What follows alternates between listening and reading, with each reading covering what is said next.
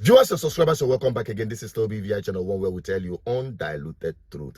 At the time where Nigerian military are going up and down, begging Nigerian youth, especially my people from the east, Ndibo, to join the force, here is one Nigerian military officer, whether else or still serving, came up with a story that touches the heart. You need to listen to this.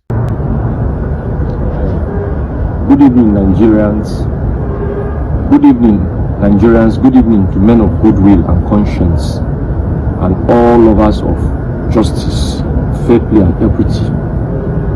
The purpose of this very video will not be lost on anybody, but it's because of the case of injustice that I passed through, and they forced it upon me, you know, to do what I am not supposed to do, because they wanted to cover that very injustice. But before I go on with this very video, I would like to observe a minute silence for the departed Chief of Army Staff, Lieutenant General T.A. Lagbaja.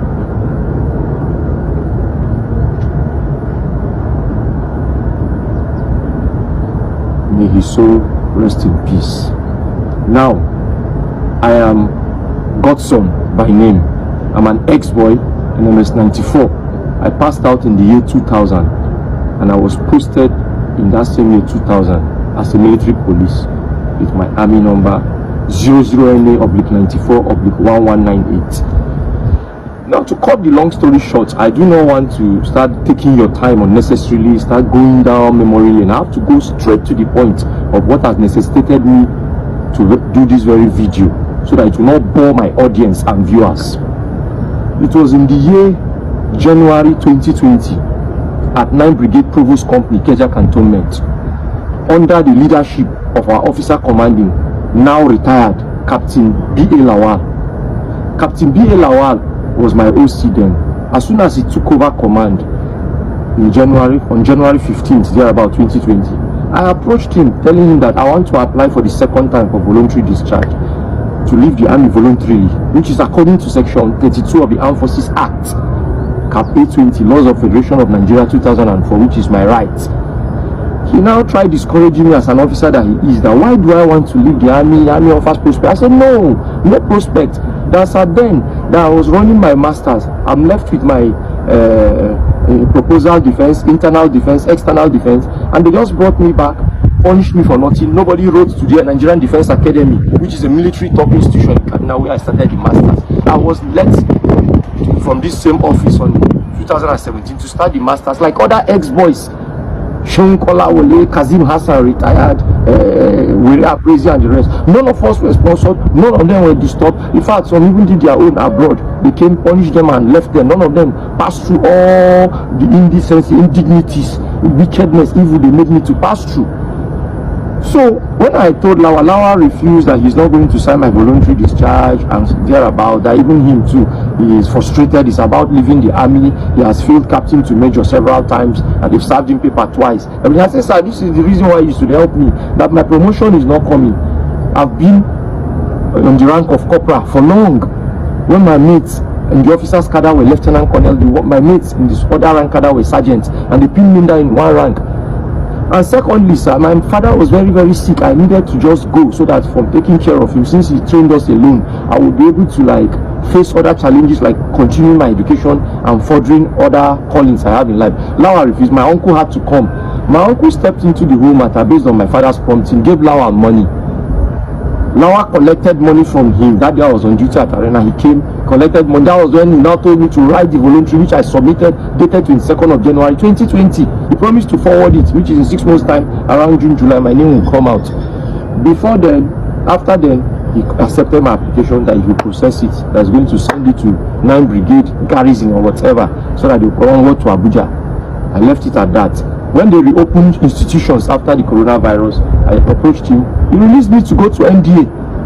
He released me to go and complete my studies, not to start a fresh studies, which I did promptly. I went to NDA, Kaduna, which is a military institution, which is a sister institution that they can easily write to withdraw me, or they can send the military police to arrest me in case I didn't go legally the way they were claiming. But all of a sudden, now I say if I should go, my uncle should call him since he was in the United States. He was not in America. He was not in Nigeria. He's working for Lawi or he come Nigeria Wiki. So along the line, Lawa didn't get the money or the call he wanted. He booked me on a roll. But nobody called me before booking me on a roll as the procedure requires. Not even the chief clerk, as they lied in their report in the board of inquiry. They lied in the board of inquiry that warrant officer Doris Oswago, she's a master warrant officer now, called me. And she was not even the one that was the chief clerk then. Nobody called me based on their award procedure. They went ahead, booked me on a roll, and nobody called me. I thought everything was going on fine. When I consulted them, they said it's not from the office. That's the whole thing. They don't even know. So along the line, let me cut the story. Let me not go too long because the whole thing is so long and lengthy that I've written it in several applications based on section 147, subsection 1, 2, 3, 4 of the Armed Forces Act. I've written all these things. I've spent more than 500,000, if not more, than going to Abuja, printing, doing everything. Along the line, I came back in 2022. February 21st, Monday, February 21st, 2022, from school. And as soon as I came, they said they had changed Lawal in October 2021. Some few months before then, they are changing because of his corrupt acts, illegalities that they call in army, Kelebe. Lawal is a one-eyed captain, an officer. Everybody knows him. He's a notorious man in the military police. Even as an OC, he frolics with all these G-boys, they call Yahoo boys. Everybody knows he doesn't have even a good record in the army. This is the same character that booked. Good, despite the fact that the video, it's not in full what the guy was saying, but at least we've gotten everything that we needed to know to substantiate the stand of many Nigerians who are not interested in joining the Nigerian military service. Because when you go there, Ebola or Jenga, just like this man, the song that we best suit his situation is Ojenga. Anaga Fugiwa. You don't enter to come out to know easy. That is it. Oh. And the worst part of it is that the most wicked officers in the system, in the Nigerian military service, are the most corrupt ones.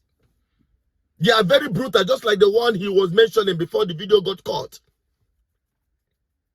They will be the ones to quickly intimidate you, put you through hell in that service. Many are still going there, but they don't have any way of escape. To come out to know easy. You can imagine spending over 500,000 just to leave the Nigerian military, just to escape because he's not living. He feels trapped. How much are they being paid? Even to improve on themselves, now wahala. Through education or have, other human capital development by themselves, individually. You see that? And you expect people to join the military after hearing all of these things? No, tell me. How is that going to be possible? How is that going to be possible?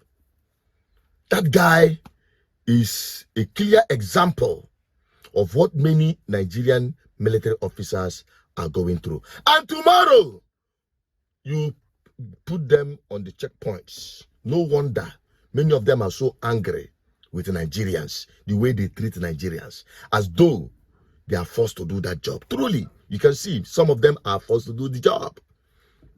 Some of them are forced to remain there because by the time they enter, they'll be waiting their plan, they see. And when they want out, they say, hey, Ojenga Kebo, to come out, no, they're easy. And now, the people that will be feeling the brunt of it, of the animosity in them, will be the unarmed civilians. But what baffles me is that it is still the same people that will be used by politicians because they've been subjected to the point of, nah, anything goes. They'll be used during elections to do ojobos, to intimidate voters, to carry out illegal activities at the detriment of the public. You see why Nigeria is heading nowhere. Nigeria is heading nowhere. Forget about it. Until we have a system that is sanitized. And that can only happen if you have the right people in power. It doesn't matter what you are agitating for. You are just lamenting and espousing your emotions. But when it gets to the real deal, the real issue, which is the freedom of Nigerians from Nigeria, we are far from it because we are not yet ready as a people. Well, let me have your opinion on this. I still remain Suchinadu Peters, your advocate for good. Let me know your opinion on the comment section. Please help me share it if it reflects your opinion too. What you've had now. Bye-bye for now.